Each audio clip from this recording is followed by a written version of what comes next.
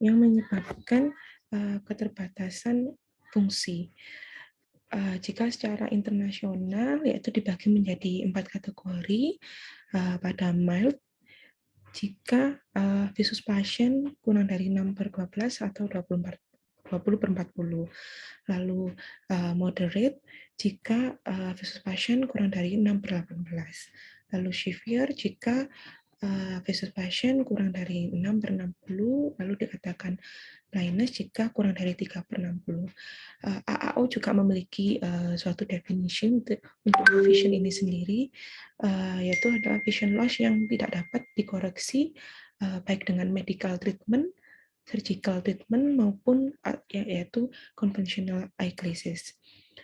Lalu AAO juga mendefinisikan satu istilah yaitu low vision rehabilitation, yaitu adalah pendekatan multidisiplin untuk meningkatkan fungsi visual dan mempertahankan kemandirian pasien dalam kehidupan sehari-hari.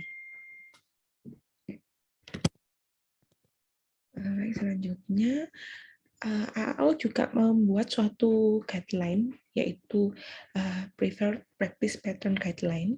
Ini adalah guideline di mana AAO memberikan sarana low vision untuk pasien-pasien di bawah ini, yaitu dengan BCVA dia kurang 6/12, lalu adanya central skotoma atau metamorphopsia, lalu ada penurunan kontras sensitivity, ada defek lapang pandang, dan functional vision difficulties atau kesulitan dalam memfungsikan penglihatannya. Berikut adalah siapa-siapa pasien dengan low vision yang paling sering pasien low vision adalah pasien dewasa, yaitu yang paling sering adalah macular degeneration, diabetic retinopathy, retinal vascular disease, glaukoma, katarak, dan trakoma. Lalu pada kalangan anak-anak yang menyebabkan low vision paling banyak yaitu congenital katarak, optic atrophy, congenital idiopathic nystagmus, congenital abnormalities of brain and nervous system, amblyopia, dan ROP. Lalu ada penyakit lain juga yang sering kita temui yang dapat menyebabkan low vision, yaitu retinitis pigmentosa, Stargardt disease, corneal dystrophy, maupun high myop. Nah, ini adalah alur pelayanan low vision. Jadi bagaimana sebenarnya alurnya? Jadi pasien low vision itu dimulai seperti pasien mata biasa dari berbagai subdivisi. Apabila pasien tersebut memenuhi sesuai guideline yang kriteria prefer practice pattern guideline tadi, bisa kita rujuk atau kita teruskan ke untuk low vision assessment, di mana assessment low vision ini meliputi history taking, tes visual function-nya bagaimana, lalu functional vision-nya bagaimana. Dari hasil asesmen itu akan dibuat suatu intervensi, apakah intervensinya berupa optical device, alat bantu optical atau non-optical, dan juga bisa training menggunakan alat bantu tersebut seperti apa, dan juga edukasi serta konseling. Dan juga harus ada follow-up serta rujukan. Rujukannya kemana, yaitu bisa ke low vision center.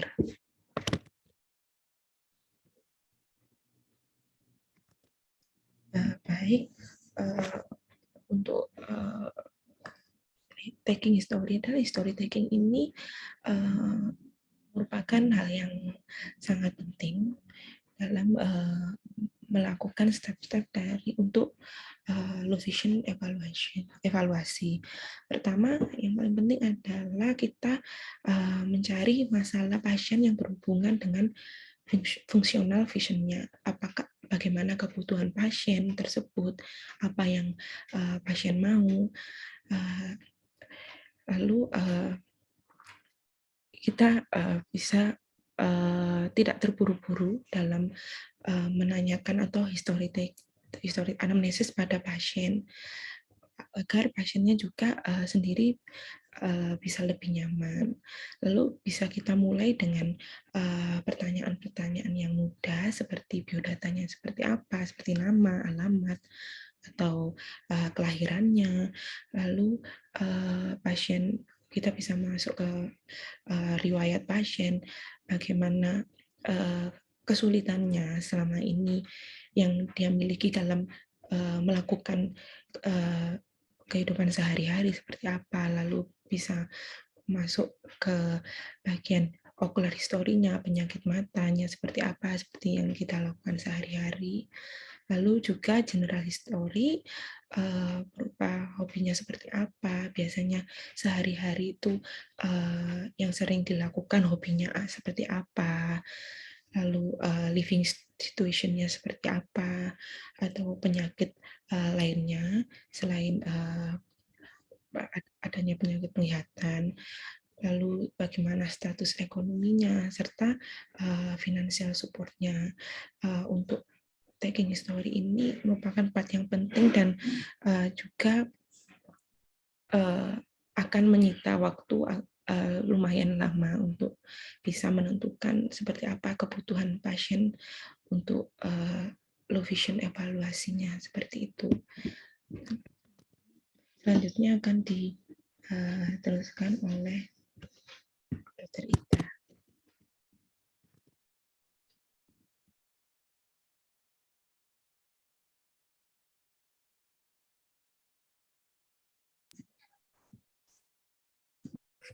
Terima kasih Dr. Apriska. Mohon izin melanjutkan.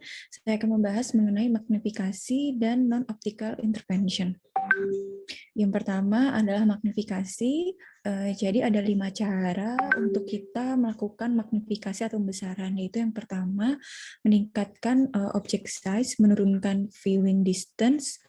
Dan yang ketiga, real image atau transverse magnifikasi. Yang keempat dengan pembesaran menggunakan teleskop. Dan yang terakhir dengan kombinasi.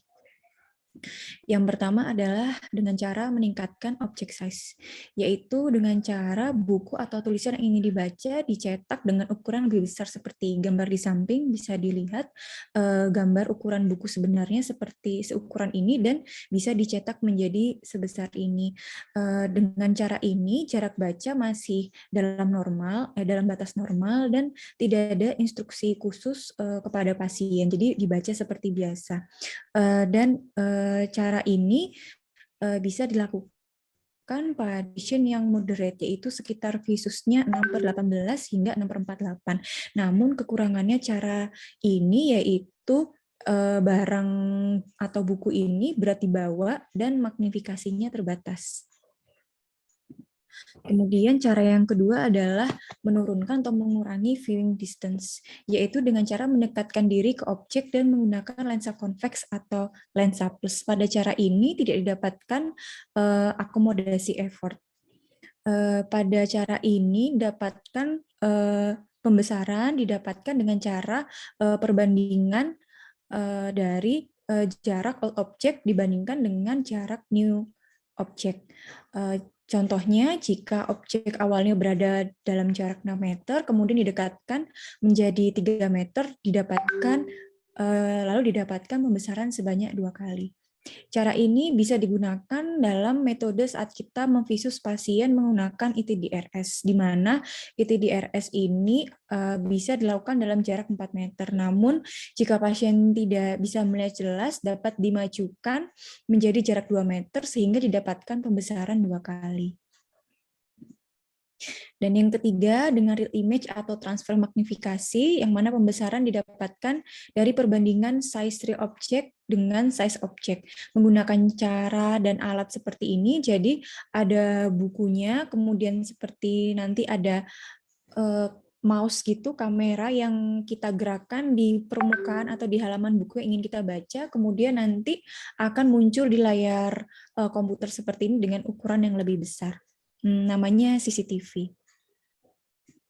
Kemudian selanjutnya dengan pembesaran teleskop. Nah, dengan teleskop ini pembesaran bisa diatur, yaitu kalau dengan pembesaran distance untuk melihat distance, intermediate maupun near. Distance di sini seperti contohnya pasien ingin melihat tanda-tanda lampu lalu lintas atau tanda-tanda lalu lintas, ukuran nomor bis atau nomor kendaraan umum. Kalau intermediate itu pasien ingin menonton TV atau bermain kartu, sedangkan near seperti pasien ingin menulis dan membaca. Nah, pada teleskop kekurangannya visual field-nya terbatas dan jika pasien belum terbiasa menggunakan teleskop bisa terjadi crowding fenomena. Ada beberapa macam teleskop yang digunakan untuk low vision, ada yang Keplerian, Galilean, handheld atau spectacle mounted atau clip on, ada yang monokular atau binokular teleskop, dan ada yang fixed focus atau focusable teleskop atau autofocus teleskop. Nah, astronomical atau Keplerian teleskop bentuknya seperti ini, dia terdiri dari dua lensa konveks atau lensa plus yang mana lensa objektifnya dia memiliki ukuran diopter yang lebih kecil daripada lensa okuler. Nah, lensa Keplerian ini dia lebih sulit untuk dibawa karena lebih berat karena di dalamnya didapatkan prisma. Sedangkan pada teleskop Galilean itu lebih banyak digunakan untuk low vision karena lebih ringan, yang mana terdiri dari satu lensa konveks di dekat objek dan satu lensa konkav pada okular. Kemudian selanjutnya teleskop handheld atau spectacle mounted atau clip on, yang mana merupakan pilihan pertama untuk anak-anak dan biasanya digunakan untuk prolong activities. Berikut adalah contoh handheld dan spectacle mounted dan clip on. Biasanya clip on bisa dipasang di handphone atau di kacamata. Kemudian monokular teleskop biasanya digunakan jika salah satu mata menderita low vision yang lebih severe, sedangkan jika binokular itu low vision pada kedua mata kurang lebih sama. Jadi bisa digunakan dengan kacamata seperti ini. Jika monokular berarti salah satu mata saja yang menggunakan teleskop, sedangkan kalau binokular dua-duanya. Dan yang terakhir fixed focus atau focusable teleskop atau autofocus. Mohon maaf ini yang saya Google bentuknya seperti ini, namun saya belum pernah melihat secara langsung bentuknya seperti apa. Nah, biasanya digunakan untuk anak-anak terutama pada kondisi poor motor coordination. Kemudian yang terakhir dengan kombinasi magnifikasi, yaitu dengan cara yang pertama M2 ini adalah M2 ini dengan cara menurunkan viewing distance, sedangkan M1 ini dengan transfer magnifikasi. Dan didapatkan M total yaitu M1 dikali M2. Kemudian selanjutnya non-optical intervention itu dapat dilakukan dengan beberapa cara, yaitu yang pertama dengan cara meningkatkan sensitivitas kontras dan sensitivitas warna. Kemudian dapat dilakukan dengan motoric capability atau eccentric viewing. Jadi bisa dilakukan pada pasien-pasien yang mengalami central scotoma. Jadi pasien diminta untuk melirik ke arah sedikit ke arah jauh dari objek yang ingin dilihat, namun tanpa melakukan pergerakan kepala. Kemudian dengan cara mengatur pencahayaan ruangan, kemudian juga memperhatikan environment atau lingkungan itu pada pasien dan pasien sulit toleransi, dan setting ruangan itu juga menjadi penting. Contoh permukaan lantai yang mudah memantulkan cahaya juga bisa menyebabkan glare, dan ujung-ujung perabotan di rumah juga lebih diperhatikan agar pasien tidak mudah terhantup atau kena ujung perabotan. Kemudian juga ada dengan cara sensori substitusi, yaitu biasa dilakukan pada pasien dengan visu sangat buruk atau LP-min, dapat diperkenalkan dengan huruf alfabet atau moon language. Berikut adalah contoh dari huruf alfabet dan berikut adalah contoh dari moon language. Dan juga bisa diberikan obstacle detector. Biasanya di tongkatnya itu nanti ada suatu alat yang mana kalau misalkan ada hambatan di depannya akan memberitahu pasien. Selanjutnya akan dipresentasikan oleh Dr. Kemal. Mohon izin dokter untuk melanjutkan. Terima kasih dokter Rita. Berikut dari gejala-gejala kelainan dari lapang pandang. Yang pertama, bisa jadi kelainannya dari optical medianya. Keluhannya dapat berupa cloudy, hazy vision, lalu astigmatic refractive error, lalu pengurangan ketajaman, serta silau. Untuk manajemennya ada glare control, favorable non-glare lighting. Lalu untuk kelainan pada makula, maka akan timbul central field defect, distortion, dan ketidakmampuan untuk melihat detail. Lalu untuk kelainan pada perifer, dapat berupa constricted field, lalu night blindness, lalu berikut manajemennya dari masing-masing kelainan. Apabila pada seorang pasien didapatkan kelainan lebih dari satu, misalkan pada disease of the macula dan ada kelainan juga pada perifernya, maka manajemennya juga yang akan dilakukan yaitu keduanya. Slide.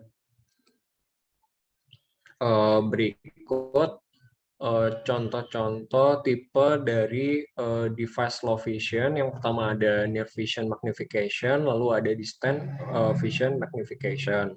Secara deskripsi, untuk near vision magnification dipakai untuk kerja tugas dengan jarak 18 inch. Lalu untuk yang distant vision magnification digunakan untuk memperbesar gambar tugas hingga jarak 12 inci. Lalu secara penggunaan primer untuk near vision magnification digunakan tugas-tugas dengan jarak sampai dengan jangkauan tangan. Contohnya bisa membaca ataupun menulis.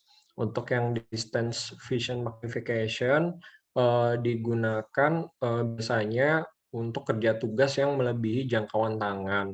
Contohnya seperti menonton olahraga, lalu menonton TV, lalu masing-masing untuk near vision magnification menggunakan handheld magnifier, stand magnifier, lalu ada spectacle lens. Untuk yang distant vision magnification menggunakan handheld teleskop. Slide. Berikut beberapa keuntungan dari handheld magnifier dan stand magnifier. Untuk yang handheld tidak mahal untuk perannya dari hingga sedang, lalu lebih banyak tersedia dan lebih praktis. Lalu untuk stand magnifier, perbesarannya lebih besar ketimbang handheld. Lalu yang membedakan juga memiliki narrow depth of field. Slide. Terima kasih. Sekian presentasi, Dokter. Mohon izin.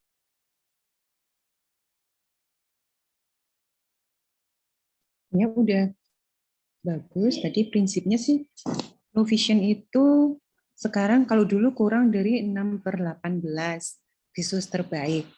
Tapi sekarang diganti 16 visus terbaik. Tapi yang perlu diingat adalah yang sering kadang-kadang di refer lain, yang kanan misalkan 1/300, yang kiri 15 enggak.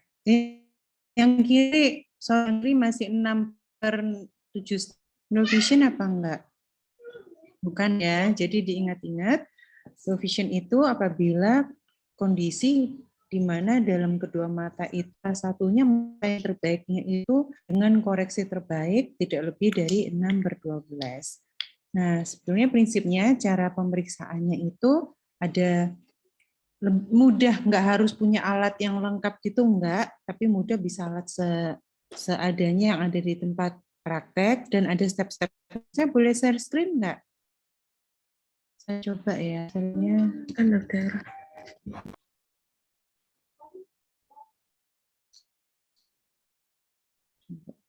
Sebentar kok, kasihan yang udah ngantuk. Yuka selalu ngantuk, kasihan. Bentar ya.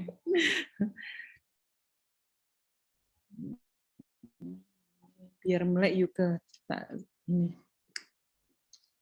Ini terutama kalau yang pediatrik, tapi prinsipnya hampir sama semua sih. Jadi prinsipnya kalau low vision, apalagi kalau usia anak-anak, itu harus segera direhabilitasi sedini mungkin. Jadi jangan nunggu, oh nanti aja Bu, kalau udah mau sekolah baru diperiksakan, jangan. Justru dia usia yang sebelum usia sekolah itu harus segera kita rehabilitasi supaya pada saat dia masuk sekolah bisa mengikuti pelajaran dengan baik. Selain itu kan dia juga usia tumbuh kembang ya, jadi komunikasi itu ini sangat penting. Kalau dia bayangkan low vision-nya itu berat, pasti otomatis bersosialisasinya dia juga akan terganggu, pendidikannya juga akan terganggu. Tapi ada beberapa hal juga yang menyulitkan kita sebagai dokter mata pada saat kita periksa pasien itu kan butuh komunikasi dua arah kan, antara kita dengan pasien. Pasien kita suruh baca Snellen, dia harus bisa bilang A, B, C, dan sebagainya. Oh, masih kabur dok, ini sudah terang.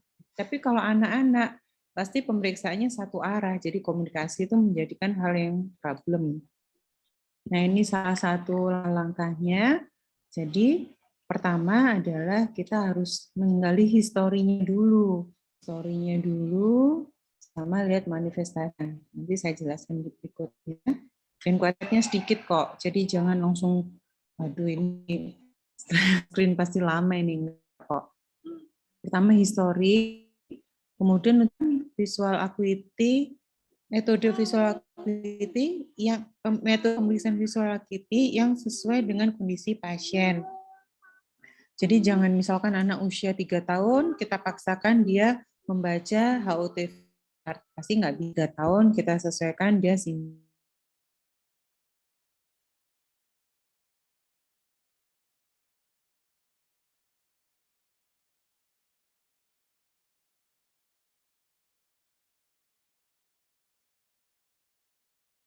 chat yang seperti di poli itu.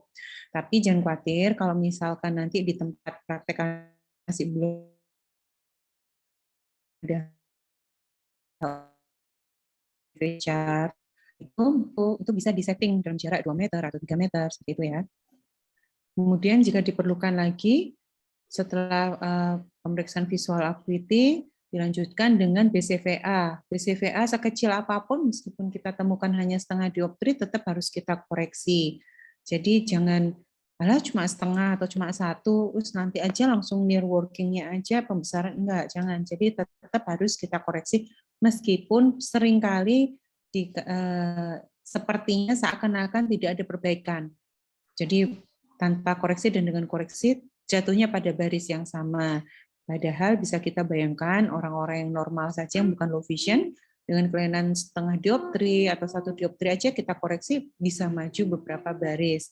Kalau low vision memang tidak bisa maju, akan tetapi mungkin kualitas gambar yang dia terima itu ada perbaikan. Meskipun dia nggak merasa sama aja burek, tapi tetap dikasih aja setengah atau 1 dioptri sesuai dengan BCVA-nya dia. Kalau misalkan susah, misalnya nggak punya strik, bisa dilakukan psikoplegi, kemudian di AR dalam kondisi psikoplegi. Kemudian kalau punya strik, di strik. Nah, nanti kalau koreksinya bisa bracketing method. Bracket itu kan kayak kurungan ya, kayak kurungan. Jadi nanti bisa ini, misalkan, aduh anak ini kok nggak kooperatif ya di AR, udah terlanjur di psiko, tapi kok nggak kooperatif di AR, strik saya juga belum punya strik, misalkan gitu, jangan khawatir. Jadi bracketing itu caranya adalah kita mengambil sparis yang agak lumayan besar. Kan kita perkirakan kalau misalkan vision-nya agak lebih maksudnya lebih severe, kita ambil aja mulai yang besar, misalkan 8 dioptri. Bracketing itu kan kurungan ya, jadi kita kurung, kita kasih plus dulu, plus 8. Ada kemajuan nggak? Kalau dia tambah burem, kasih min 8. Kalau dia lebih baik, oke, kita lanjutkan minus. Kita lanjutkan minus ke minus 6. Minus 6 dia nggak lebih baik, kita lanjutkan ke plus 6. Jadi dikurung, jadi 8, terus plus 8, min 8, kemudian bisa. plus 6, min 6, plus 4, min 4, sampai dia yang merasa ini lebih baik. Itu namanya bracketing method.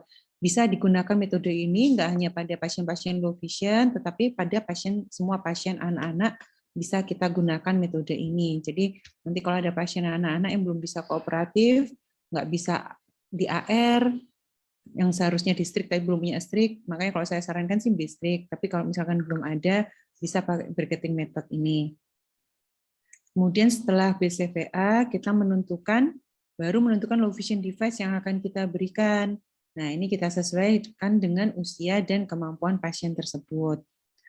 Kemudian melatih, setelah kita berikan, bukan berarti selesai diresepkan, tetapi harus kita latih bagaimana cara menggunakan device tersebut. Kalau nggak gitu, pasti nggak akan kepake.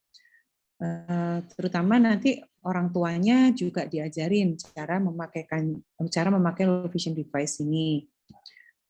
Kemudian yang terakhir adalah functional vision, yaitu kita cek apakah low vision kacamata serta low vision device yang kita berikan itu terhadap dia kegunaannya dia sehari-hari. Misalkan kalau anak TK dia dengan main puzzle, atau kalau anak SD dengan menulis, itu berjalan nggak, kira-kira membantu nggak untuk aktivitas dia sehari-hari.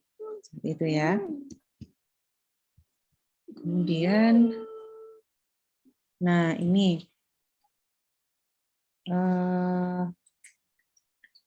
kalau anak low vision tuh pasti ada tanda-tandanya sih, yaitu badannya goyang-goyang, kemudian suka menusuk-nusuk mata, kemudian head backing ya, mendongak terus, kemudian ini jarinya goyang-goyang terus suka melihat ke arah cahaya, kemudian kepalanya juga head tilt, jadi sering ke arah cahaya, kemudian suka menutup atau squinting, memicingkan mata, dan lebih respon terhadap cahaya.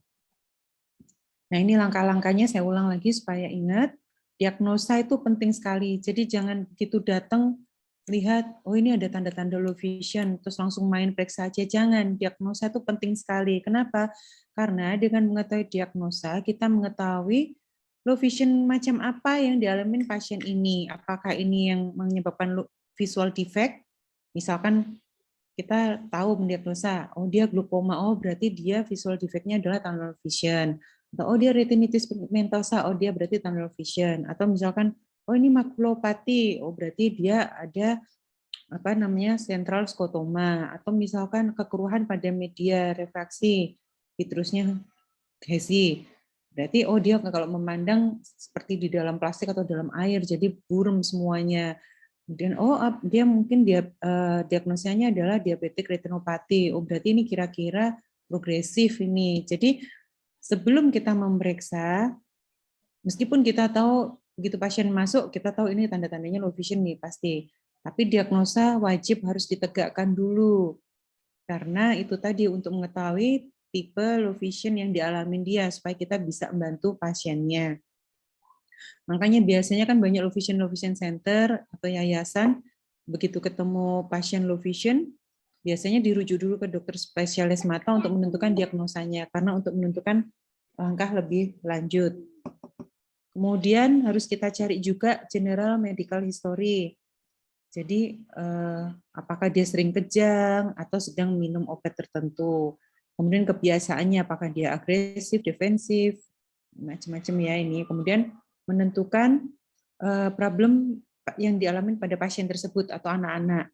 Misalkan anak-anak yang usianya preverbal, yaitu di bawah 3 tahun atau di bawah 2 tahun yang masih belum bisa diajak komunikasi, atau ada disability yang lain, misalnya ada intellectual impairment, pasti kan komunikasinya kan juga masalah ya.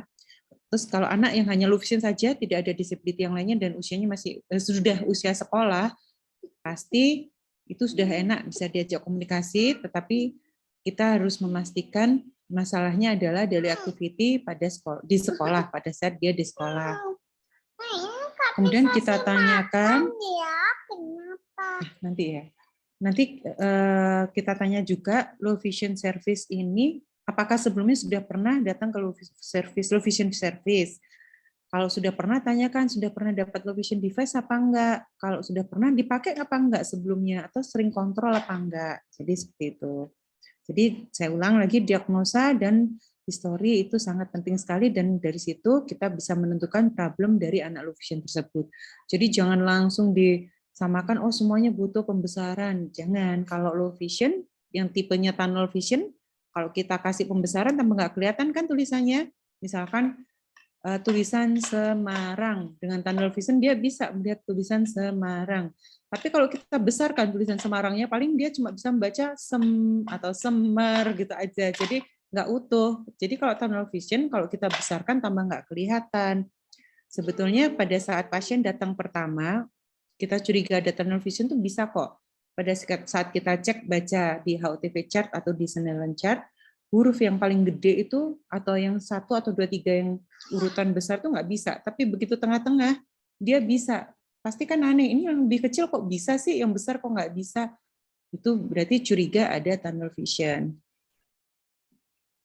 Nah, seperti ini, diagnosa itu penting karena untuk menentukan jenis low vision-nya, terutama yang ada hubungannya dengan visual defect.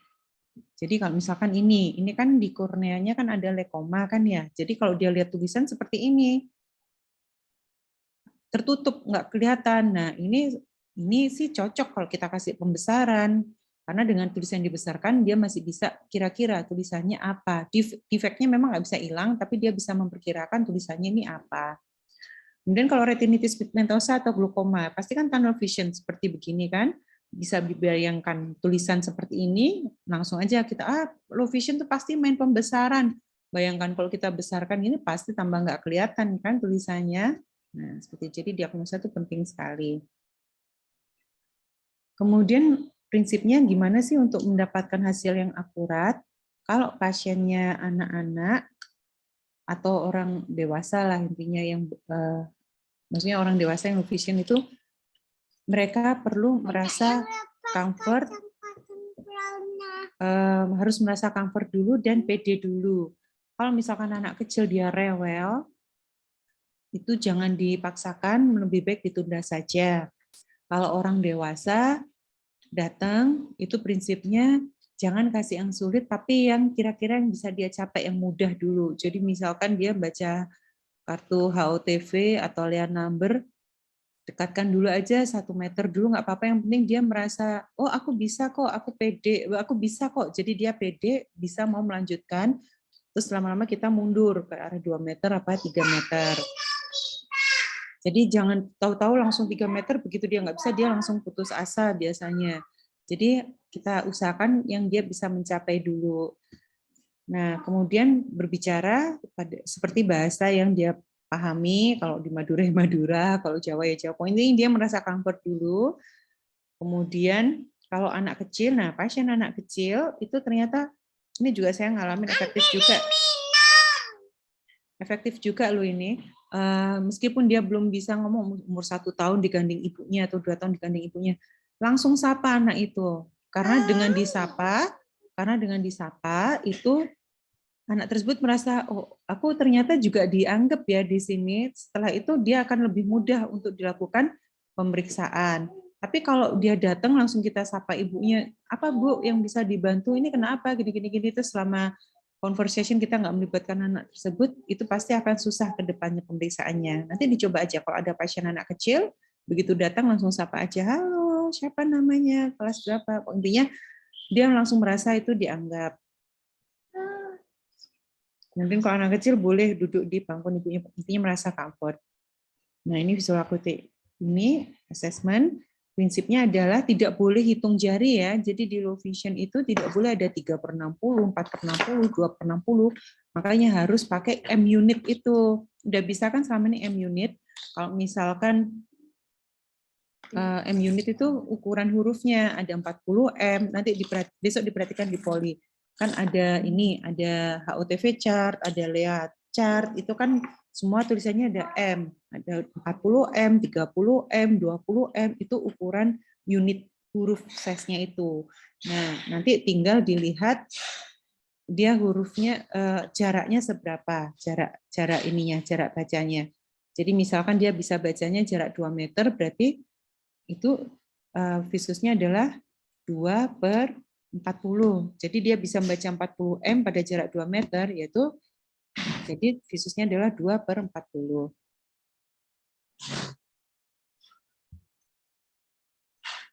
Kemudian ini, sebelum menentukan metode pemeriksaan visual acuity-nya, kita harus tahu dulu underlying ocular disease-nya yang menyebabkan low vision, seperti tadi diagnosa, usianya, karena kita untuk mengetahui metode apa yang kita gunakan untuk pemeriksaan visual acuity-nya, physical condition, serta daily activity sehari-hari. Nah, kalau low vision itu diperbolehkan kita langsung 2 mata pemeriksaannya. 2 mata langsung supaya dia nyaman. Setelah kita dapat visus 2 mata, baru boleh kita cek satu persatu mata. Prinsipnya membuat pasien pede dan nyaman dulu. Ini yang di poli kan sama. Jadi kalau anak kecil kan seumur segini kan belum bisa disuruh baca lea number atau lea simbol. Jadi boleh pakai benda di sekitar kita dan disarankan yang memiliki diameter yang sama. Jadi jangan mainan mobil-mobilan atau balok, karena kan ada panjang dan lebar.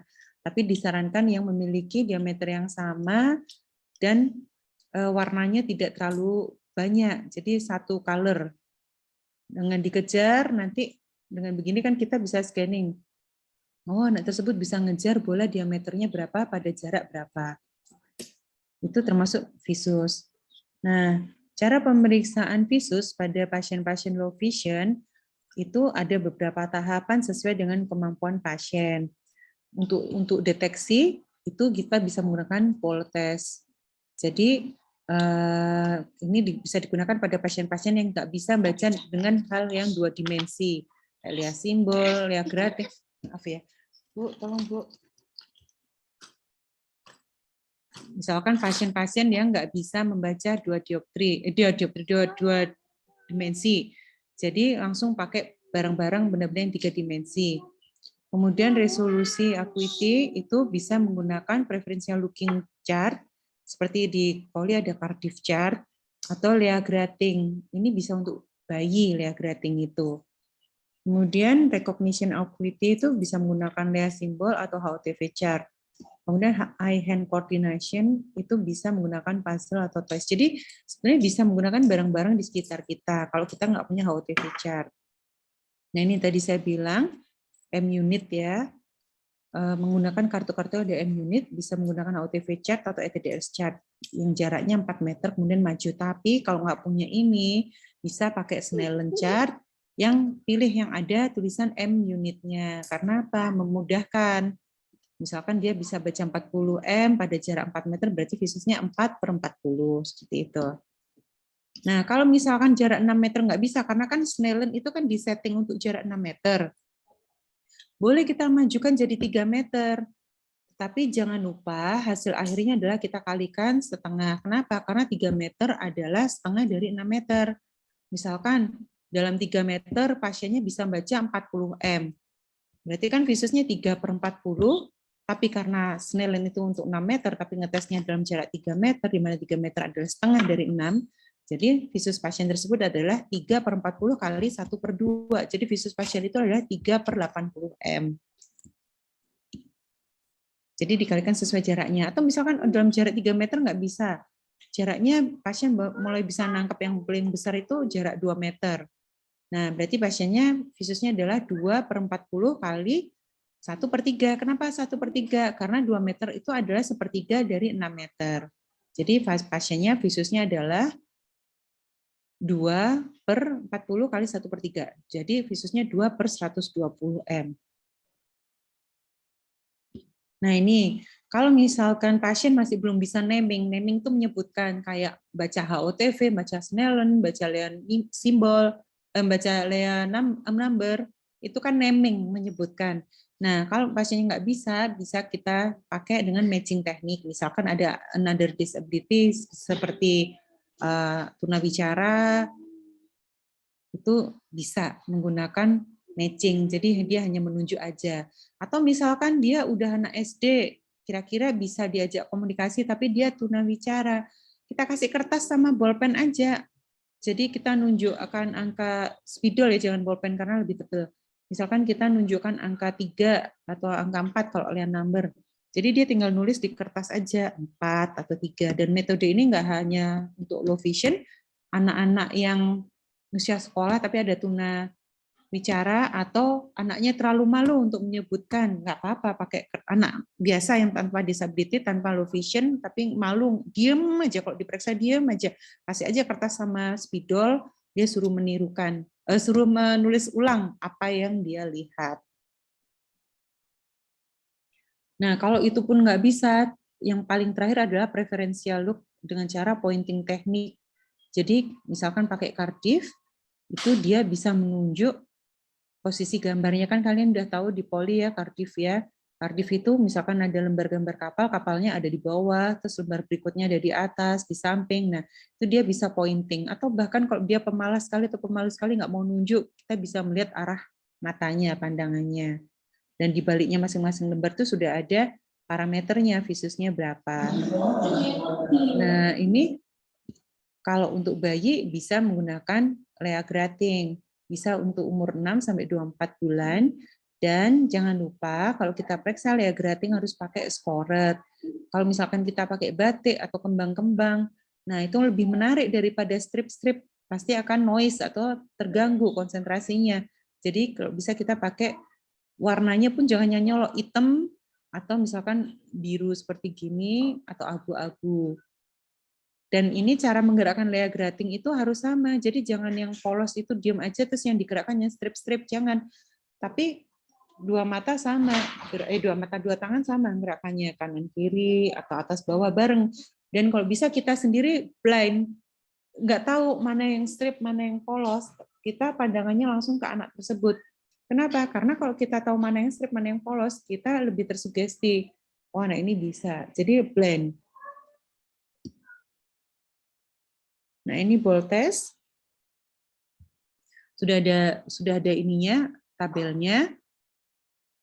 Tapi sebetulnya ada rumus sendiri. Kalau misalkan nggak punya tabelnya, nanti antara diameternya dalam sentimeter dengan meter nanti ada di belakang cara ininya, penghitungannya.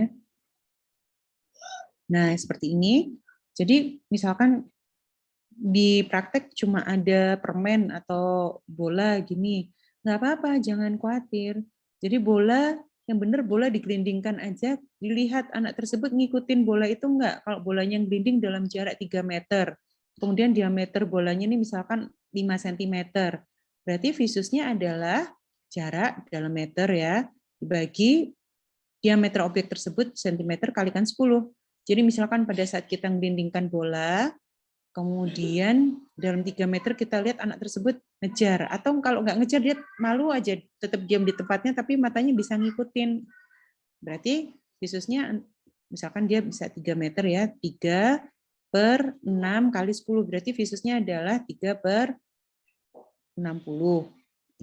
Jadi bisa berupa angka. Jadi nggak pakai hitung jari. Itu lebih baik. Nah, pada saat setelah kita koreksi, kemudian kita bandingkan lagi, bolanya kita gelinding lagi, mungkin dia bisa lebih jauh, atau dengan objek yang lebih kecil sepertinya candy kayak itu tadi, atau caca, permen caca, kita taruh di alas yang udah kasih kertas HVS atau di atas kertas resep kita kan putih, kita taruh aja di meja yang agak jauh, atau misalkan di lantai yang agak jauh, dia bisa ngikutin nggak? Kalau bisa ngikutin, bisa kita hitung visusnya.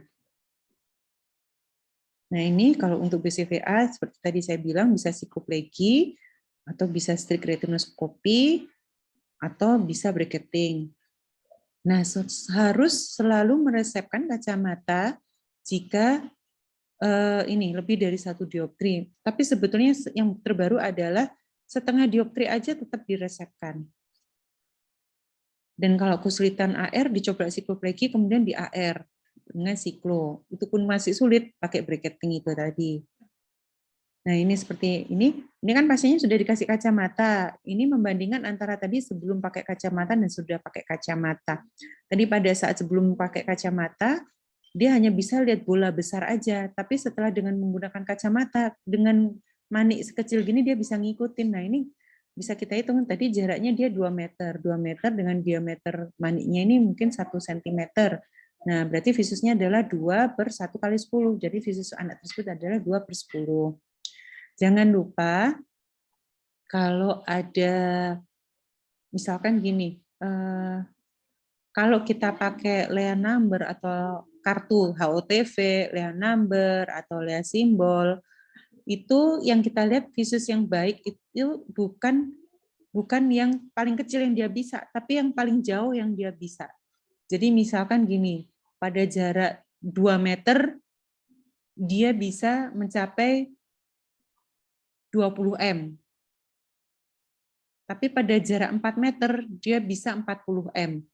Berarti yang kita pakai adalah yang terjauh yang dia bisa. Jadi yang kita pakai adalah 4/40, bukan 2/20. Dia bisa lebih kecil karena lebih dekat. Yang kita pakai adalah yang terjauh yang dia bisa. Prinsipnya itu. Nah, kalau objek, yang kita lihat adalah yang objek terkecil yang dia bisa, tapi dengan yang terjauh yang dia bisa. Jadi bukan yang terkecil dia bisa, tapi lebih dekat, misalnya 1 meter dia bisa sekian. Tapi dalam jarak 4 meter dia bisa bola yang besar tadi. Yang kita pakai yang 4 meter yang dengan bola itu tadi. Ya. Kemudian kalau anak SD, kita sesuaikan. Karena daily activity-nya dalam menulis di sekolah, kita ceknya dengan near working, bisa pakai gambar, bisa pakai tulisan, atau kalau saya biasanya ngetesnya pakai buku yang dot-dot, gambar dot-dot itu kan bukan anak kecil kan ada yang menghubungkan titik-titik, nah pakai itu. Kita bandingkan koreksi sebelum dan setelah koreksi, apakah ada perbedaan nggak, dia bisa mengikuti dot-dotnya itu nggak. Step 3, setelah kita BCVA menentukan low vision device-nya. Nah, kita tentukan apakah seorang pasien itu butuh jauhnya saja, atau dekatnya saja, atau jauh dan dekat. Nah, dalam 1 hari, kalau bisa, kalau misalkan memang kompleks, jangan dipaksakan selesai hari itu juga. Pasti low vision itu orangnya lebih capek daripada yang non low vision. Jadi bisa jadi kedatangan pertama, bisa jadi mungkin cuma dapat visus dasarnya aja berapa. Kalau dia nggak capek, boleh kita lanjutkan dengan BCVA, karena kadang-kadang BCVA-nya kan perlu sikloplegi. Nah, kalau nggak memungkinkan, sikloplegi kita lakukan kedatangan berikutnya. Kemudian kedatangan berikutnya setelah BCVA, kita tentukan lagi low vision device-nya. Itu kalau nggak memungkinkan hari itu juga, kedatangan berikutnya juga. Jadi kadang-kadang satu pasien itu bisa sampai 5 kali datang karena kan mereka lebih capek daripada yang tidak low vision. Dan kalau misalkan dia butuh jauh dan dekat, jangan dipaksakan hari itu juga dia jauh dan dekat, tapi jauhnya dulu, kemudian dekatnya dulu juga bisa. Atau ditanya, misalkan kalau lansia sehari-hari butuhnya apa? Oh, saya sehari-hari mau ngaji aja, ngaji. Berarti setelah kita BCVA, kita cek untuk near working-nya. Tapi jangan lupa kalau pasien-pasien lansia, tetap kita kasih adisi pada saat dia mencoba magnifier.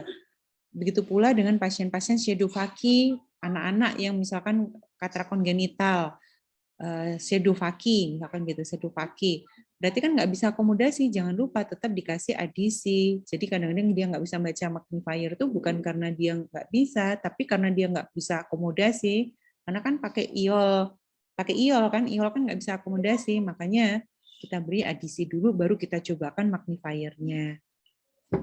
Kemudian setelah itu kita tentukan juga apakah selain low vision device-nya perlu nggak alat-alat non-optical seperti misalkan pencahayaan dari jendela karena lebih kontras, atau lampu belajar karena lebih kontras, kertasnya lebih putih, tulisannya lebih hitam, jadi membantu sekali.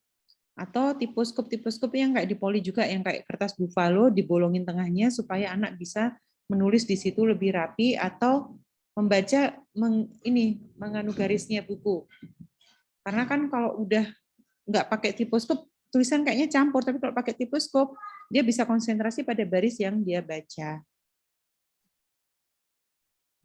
Nah, terus ini juga, nah kayak gini kasusnya ini. Ini pasien, anaknya ada intellectual impairment.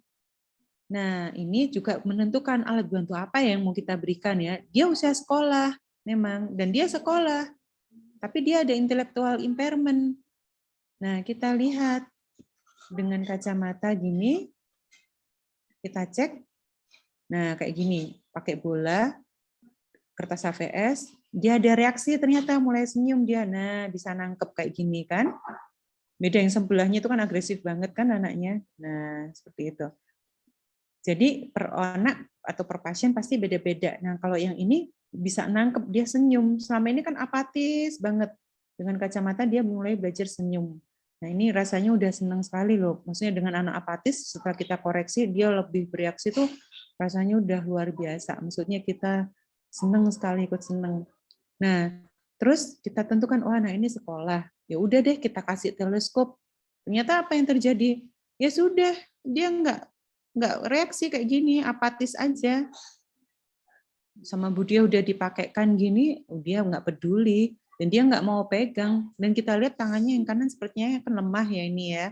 Nah, ini salah satu contoh pada saat kita menentukan low vision device, selain usia, ability-nya juga kita pertimbangkan. Jadi pada kasus seperti ini, oh mungkin insya Allah sepertinya kacamata saja sudah cukup, meskipun memang jaraknya lebih terbatas dibandingkan kalau andai kata dia bisa menggunakan teleskop. Nah, step 4 itu melatih orang tua atau sekitarnya untuk menggunakan alat bantu yang kita berikan ke anaknya, supaya ikut mengajarkan dan ikut mengawasi cara pemakaiannya. Nah, jangan lupa besok kalian coba pakai teleskop itu susah loh. Kita aja yang alhamdulillah nggak low vision, mau ngepaskan lihat Snellen itu loh susahnya bukan main. Karena apa? Semakin di zoom itu semakin susah. Lapang pandangnya kan sempit gitu loh. Apalagi semakin besar pembesarannya akan semakin sempit dan semakin goyang. Jadi harus dilatih dulu, apalagi anak low vision harus kita latih dulu cara mengendalikan teleskopnya. Jadi misalkan di tempat praktek kita ada wallpapernya yang ada bordernya, disuruh ngikutin garis itu dulu aja latihan, suruh pakai garis itu, ngikutin garis atau ngikutin tepi lantai ke tembok itu diikutin gitu, atau ngikutin tepi pintu. Jadi caranya gitu pakai garis, dia ngikutin. Setelah itu kalau dia udah menguasai, baru mencari objek-objek yang besar dan mencolok. Misalnya, oh deh itu ada di meja, udah kita arahkan di meja ada tas warnanya merah. Coba deh dicari ke arah situ gitu. Nah setelah dia bisa mengarahkan, baru kita suruh baca Snellen yang jauh. Jadi kalau ada anak pakai teleskop, jangan langsung deh itu coba dibaca. Nggak bisa, dok ini nggak bisa dok, sama aja nggak bisa pakai teleskop. Bisa jadi bukan dia nggak bisa, tapi dia belum bisa mengendalikan teleskopnya. Jadi harus dilatih dulu melihat pakai garis itu tadi, ngikutin pintu, ngikutin bordernya antara Ethernet dengan tembok atau antara lantai dengan tembok seperti itu. Jadi belajar mengendalikan. Nah, terus semakin besar pembesaran akan semakin goyang. Jadi yang dicek adalah yang paling kecil dulu bisa. Tetapi kan perhitungannya juga udah bisa kan cara menghitung teleskop. Nah, kalau cara menghitung teleskop itu pembesarannya adalah, kita anggap aja sehari-hari kan yang dibutuhkan untuk melihat papan tulis kan 6/12. Nah, misalkan pasiennya visusnya adalah 3/4, misalkan gitu. Visusnya 3/4 dengan Lea simbol 3/4. Kemudian yang dibutuhkan sehari-hari adalah 6/12. Nah, itu kita samakan bawahnya itu apa? Penyebut ya. 4/12 itu kan dikalikan 3 kan berarti. Nah, berarti butuh berapa? 3 kali pembesarannya ya. Kemudian kalau yang state magnifier atau hand magnifier juga orang tuanya juga disuruh mencobakan. Ini udah terakhir kok, functional visual skill. Nah, setelah kita resepkan semuanya, kita cobakan apakah anak tersebut ini enggak, maksudnya bisa enggak sih udah apakah yang kita berikan ke anak tersebut itu cukup membantu daily activity anak tersebut. Nah, kebetulan pasiennya ini adalah anak TK yang sehari-hari adalah main puzzle. Selama ini dia nggak bisa menentukan ini ada tongkat sama dasarnya ini kan sama. Berarti kan mungkin dia nggak bisa membedakan kontrasnya atau ini dimensi ini lebih tinggi atau enggak. Dia kesulitan untuk masukkan angka-angka ini ke lubang ini. Nah, setelah pakai kacamata ternyata dia bisa. Setelah itu dia juga bisa memasukkan puzzle-puzzle ini sesuai dengan bentuknya. Jadi nggak perlu puzzle yang yang kayak puzzle-nya Jepang itu kan rumit banget. Jadi puzzle yang gambarnya mudah-mudah atau kayak gini balok-balok gini aja. Yang penting dia pede, bisa menentukan struktur bentuknya. Jadi kayak gini, dia lebih awareness dan attention terhadap objek, bisa kontrol pergerakan mata, bisa membedakan objek-objek, bisa mematchingkan objek seperti yang mainan puzzle ini. Kemudian bisa ini, kalau misalkan yang lebih gede, cari buku anak-anak, cerita anak-anak yang untuk anak TK, jadi yang gambarnya gede-gede, nah dia disuruh melihat objek di buku itu. Ayo coba cari gambar pohon, coba cari gambar anjing gitu. Jadi pakai warna-warna yang menarik, yang gambarnya gede-gede yang ada di bukunya anak-anak TK, biasanya gitu. Jadi dari 3 dimensi bisa dicek pakai 2 dimensi seperti itu. Atau bisa juga identifikasi dan persepsi number dan words itu kalau yang sudah lebih dewasa lagi, misalnya SMP. Udah sih prinsipnya itu metode untuk apa namanya, yang paling penting yang ini sih, untuk koreksi visual acuity pada orang-orang low vision, terutama yang anak kecil atau ada disability yang lainnya, memang butuh special skill, membutuhkan time, serta kesabaran baik yang diperiksa maupun yang diperiksa. Ini luar biasa, yang nomor 3 ini susah banget ini, apalagi kalau capek, pasiennya banyak, waduh dia pas pasien terakhir itu ya sudahlah, biasanya lebih baik janjian aja di hari yang lain dan dia terserah, saya nggak tahu nanti kalian ngatur prakteknya gimana, bisa di luar jam praktek atau misalkan prakteknya jam 4 sampai jam 6, janjian aja sama dia, misalkan datang lebih awal Bu, jam 1, di mana kita nggak keburu-buru. Soalnya biasanya kalau meriksa low vision, terus di depan sudah ada beberapa pasien, kita dalam hati juga agak gelisah, aduh nggak bisa fokus, yang di depan juga udah protes-protes, jadi kalau bisa sih janjian ulang di luar jam pasien. Jadi datang pertama itu periksa aja visus dasarnya dulu, tentukan diagnosanya sama visus dasarnya. Syukur-syukur kalau bisa di siklo, dia di siklo dan siklo AR.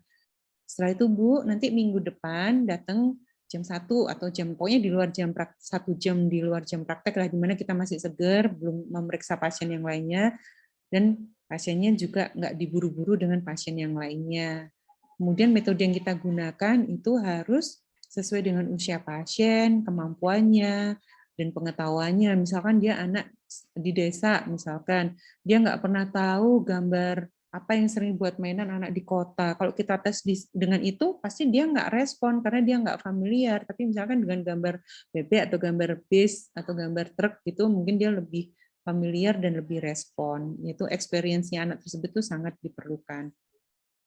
Jadi prinsipnya sukses keberhasilan rehabilitasi pada anak-anak dengan low vision itu early deteksi dan intervention. Jadi sekali lagi jangan menyuruh pasien low vision anak-anak terutama nanti aja deh Bu, datangnya waktu dia udah bisa baca, jangan gitu.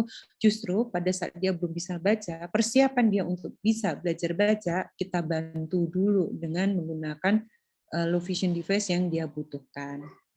Intinya gitu. Oke, terima kasih. Semoga bisa mancep ya.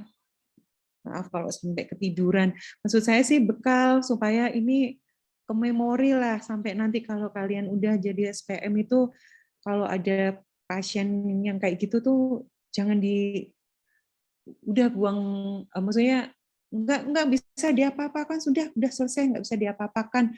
Kalau memang kesulitan nggak apa-apa, monggo kalau mau dirujuk. Tetapi at least ada tangan kalian yang bisa diberikan ke mereka, minimal visus, diagnosanya dan visus dasar aja, visus dasar. Atau visus dasar juga nggak harus pakai HOTV chart atau apa, Leon number apa misalnya belum punya. Pakai aja proyektor yang kalian punya aja, kan itu bisa disetting 2 meter, 3 meter itu.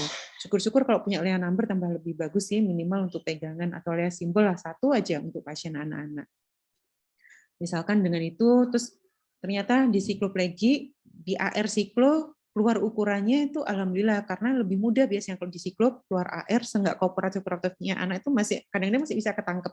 Nah itu bisa buat menolong kira-kira dia BCVA-nya berapa.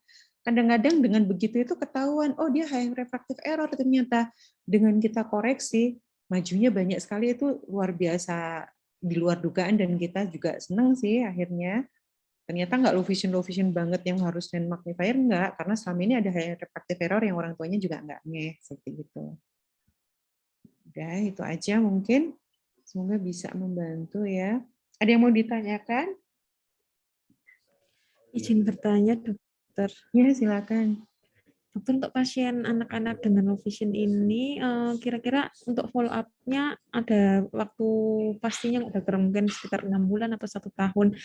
Dan atau kalau misal tadi kan dikatakan mungkin anaknya belum bisa membaca, dokter. Apakah nanti setelah kita menggunakan alat, kita KII kepada orang tuanya, nanti kalau sudah bisa membaca, kita harus kontrol kembali atau seperti apa gitu, dokter? Terima kasih. Terima kasih. Biasanya sih 3 bulan aja dulu. Jadi kalau anak-anak yang memang belum bisa baca, minimal yang bisa kita lakukan adalah BCVA-nya itu kita berikan dulu kacamatanya.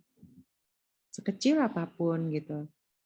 Jadi misalkan dia nggak bisa, ya udah kita siklo, kita AR siklo itu insya Allah membantu. Kalau misalkan itu pun nggak berhasil, jangan putus asa.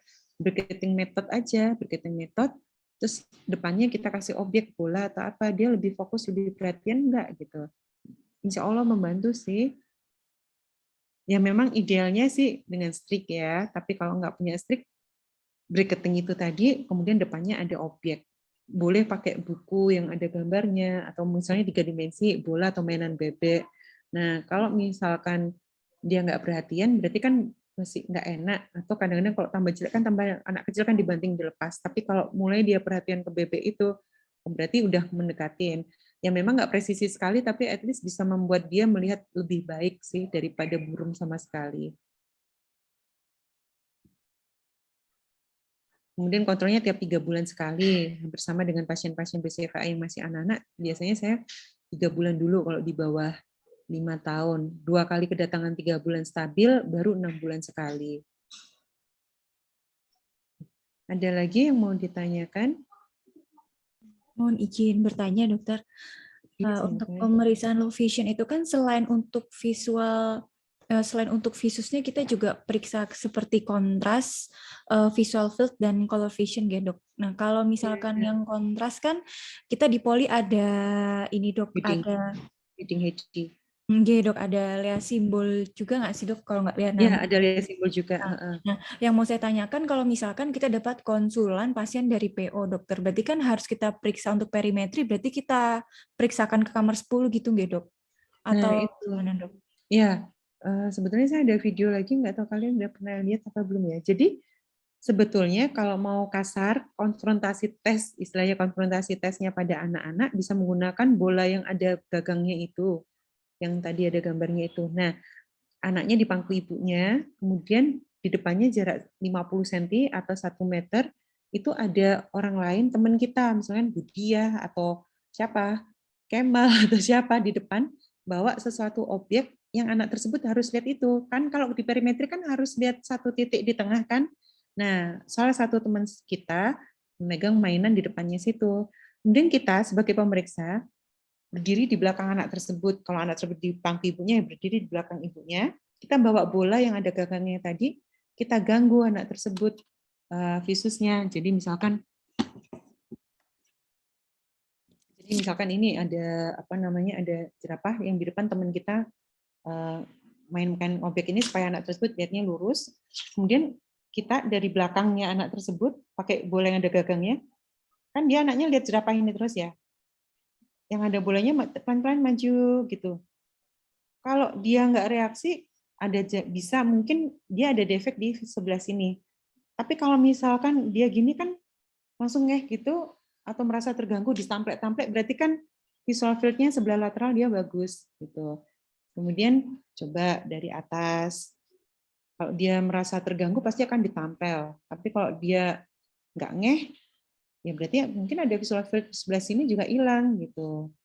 Kemudian dari arah sini dan arah bawah. Memang sih tidak begitu akurat, tapi at least bisa screening, terutama anak-anak dengan glaukoma kongenital. Kita kan nggak ngerti visual field-nya gimana, dan mau di perimetri juga masih belum bisa kadang-kadang. Jadi bisa dengan gitu. Bisa bayangin ya, jadi anaknya di pangku atau duduk, di depannya ada 50 cm atau 1 meter, teman kita, atau misalnya keluarga pasiennya suruh bawa mainan di depannya. Pokoknya dia supaya lihat tengah, nggak tolak-toleh, nggak lirik-lirik. Jadi fokus di depan, kemudian kita di belakangnya ganggu, pakai bola yang ada itu tadi, yang ada gagangnya tadi. Seperti itu. Dokter mohon izin bertanya lagi nggak, Dok? Ya. Terus yang ketiga kan penglihatan warna, dokter. Yang saya kemarin mendengarkan di KIKMI itu kan kalau untuk isi hara tidak disarankan, dokter. Disarankannya dengan Farnsworth. Nah itu apakah kalau kita dapat pasien seperti itu, kita memeriksa Farnsworth-nya atau kita konsulkan ke divisi NO nggih, Dok? Soalnya sebelumnya saya baru dapat pasien 1 kali, Dok, yang saya konsul ke dokter Nanda. Nah kebetulan tuh konsulannya dari NO, jadi sudah ada hasilnya seperti itu, Dok. Kalau misalkan dapat konsulan dari PO, apakah kami yang melakukan atau dikonsulkan ke Poli NO gitu? Kalau misalkan bisa melakukan sendiri, lakukan aja, nggak apa-apa. Password-nya pinjem. Atau anaknya juga ke NO, tapi periksa aja sendiri, nggak apa-apa. Nah, nanti kalau di tempat praktek, kalau misalkan punya Friendsword, baik. Tapi kalau misalkan nggak punya, bisa pakai yang sederhana. Beli aja pakai kertas buffalo. Kertas buffalo digunting seperti kartu besarnya. Nah, kalau yang lebih dasar lagi itu misalkan gini, warnanya yang beda. Misalkan 4 kartu, yang 3 warnanya biru, yang 1 warnanya merah. Kita taruh, nah anak tersebut diminta untuk mengambil atau menunjuk mana yang beda. Kemudian kalau dia bisa, coba lagi. Yang 4 misalkan kuning, yang 1 hijau, misalkan gitu. Pokoknya yang 1 tuh beda. Dia disuruh nunjuk mana yang beda. Oke, itu secara kasarnya gitu. Terus setelah dia bisa, kita bermain dengan gradasi. Kartunya tetap 4, yang 3 ini merahnya sama, yang 1 ini tone-nya lebih turun dari merah. Misalkan merah bladus ya, merah apa, merah bladus, dia bisa nggak bedakan. Nah, itu sekalian cek, kayak Friendsworth kan itu, gradasi warna tone. Nah, dia suruh nunjuk mana yang beda. Misalkan biru semua, 4 biru. Tapi salah satu gradasinya itu 1 atau 2 tone turun dari biru itu. Dia suruh nunjuk, bisa mana yang beda dari ini gitu. Jadi bisa, Friendsworth kan mahal. Kita bisa dengan alat sekitar kita, bisa dengan buffalo itu. Soalnya anak kecil sekali kan juga pakai Friendsworth agak susah. Bisa pakai merah, pakai kartu itu juga bisa. Ada buffalo. Kalau nggak salah kan sudah ada potongan buffalo juga ya di kotaknya boleh itu. Nggak tahu kalau hilang. Kalau nggak ya bikin sendiri lagi. Kami lihat lagi, Dok. Dok, Ya. izin boleh tanya 1 kali lagi ya, Dok ya. Ya. Dok, kemarin di KIKMI itu ada dijelaskan mengenai Charles Bonnet syndrome, Dok. Itu gimana ya, Dok? Untuk anamnesanya biasanya berarti pada pasien dewasa, gitu, Dok. Gimana ya, Dok? Kalau misalkan ada pasien dewasa low vision, kita anamnesa untuk mengarahkan apakah dia ada Charles Bonnet syndrome. Nah, kemudian kalau kita curiga itu berarti kita rujuk ke neuro dulu, gitu, Dok, untuk menepis neurologisnya atau gimana, Dok? Yang pasti diagnosa tegak dulu, harus tegak dulu diagnosanya. Kemudian sindrom apapun harus tegak dulu diagnosanya. Kalau misalkan itu berkaitan di neuro, kita konfirmasi ke neuro, atau misalkan kalau misalkan butuh radiologi atau apa, benar-benar kita konsulkan yang sesuai untuk menegakkan sindroma itu, sindroma apapun. Nah, dari situ kita tahu kalau itu gangguan visusnya yang terutama terganggu apa? Visusnya atau kontrasnya atau apa? Nah, itu yang kita cek. Jadi diagnosa itu sangat penting sekali sih. Sindrom itu kan namanya kumpulan-kumpulan dari klinis kan.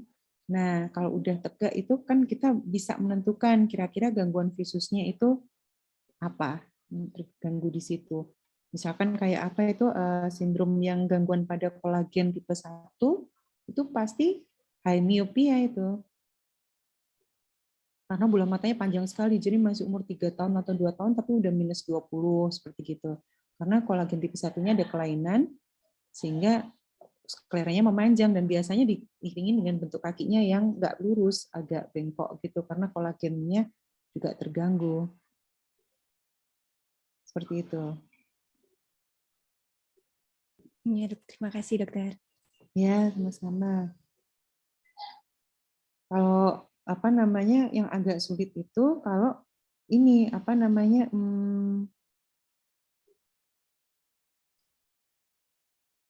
apa yang di pusat itu pokoknya korteks, sesuatu yang di korteks ya, maksudnya kita temukan bola matanya nggak apa-apa tapi gangguannya CVI, cerebral visual impairment ya. Nah itu memang agak susah terutama kalau pada anak-anak. Nah makanya itu harus didiagnosa, butuh bantuan pasien-pasien di neuro ya, mungkin untuk mendeteksi adanya CVI tersebut. Misalkan kayak Charles Bonnet itu tadi kan mungkin ke arah makula kan ya, lebih banyak ke arah makula. Nah itu juga dites juga. Bisa dengan menggunakan ini juga bisa, kalau misalnya kooperatif bisa perimetri, kalau nggak kooperatif ya pakai ini apa namanya, apa yang kotak-kotak ada titiknya di tengah itu. Amsel grid, dokter. Amsler grid ya bisa sama itu.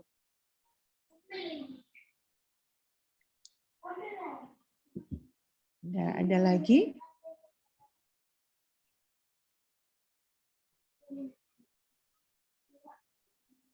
Nggak ada. Oke, kasihan Dokter Kemal sama Dokter Yukin udah capek nih. Sampai kalau Dokter Cinda kan jaga ya, tambah seneng kalau ada acara gini. Udah, kalau udah kalian belum makan dan belum bisa, udah 7:30, mau diakhiri dulu nggak apa-apa. Besok kalau misalkan ada apa mau ditanyakan lagi nggak apa-apa. Oh yang kemarin kita latihan torik itu mau dimasukkan ke e-portfolio juga nggak apa-apa sih, latihan fitting Lars kemarin itu yang torik itu. Oh, iya dokter. Kami Biar kalau nanti ujian dilihat itu udah fittingnya udah ngapain, ada coba soft torik udah, RGP juga sudah gitu ya. siap dokter. Ya kalau ada pasien low vision juga masukin aja.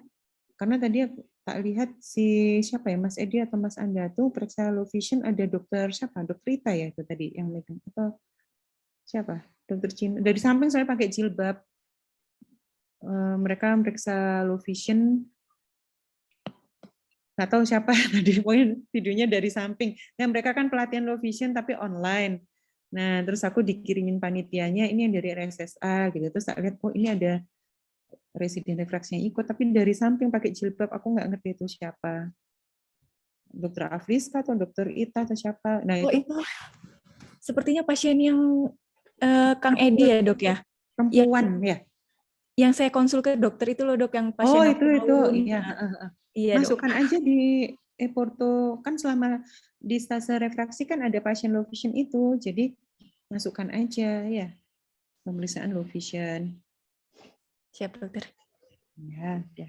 Oke, selamat istirahat, semoga berguna, bermanfaat, maksudnya termemori lah, maksudnya kalau nanti SPM kalau ada gini-gini jangan langsung selesai gitu, intinya gitu. Terutama kalau lansia itu permintaannya nggak aneh-aneh kok. Mereka tuh mintanya ngaji itu tambah dipermudah loh. Kita bisa BCVA jauh, kemudian kita coba dengan adisi, adisinya biasanya nggak +3. Kita bisa +4 atau +5 karena ingat lensa plus itu efeknya adalah pembesaran. Tapi semakin kita memberikan dioptrinya semakin besar, jaraknya harus semakin dekat. Dan biasanya Al-Quran itu kan hurufnya gede-gede. Jadi pasti 4M lebih kan Al-Quran yang gede-gede ya, 4M gitu kan. Nah, itu mudah sekali insya Allah, dan mereka udah seneng, dan kita alhamdulillah ikut seneng dan dapat pahala kan, bantu mereka ibadah yang ngaji ya. Nah, seperti itu. Jadi nggak neko-neko, mereka mintanya nggak mau sepeda motoran lagi atau apa, enggak. Mesti mintanya ngaji kayak gitu. Oke, ya udah. Selamat istirahat ya. Oke, Assalamualaikum. Waalaikumsalam dokter. Terima kasih dokter Nanda. Terima kasih. Terima kasih dokter. Terima kasih, dokter.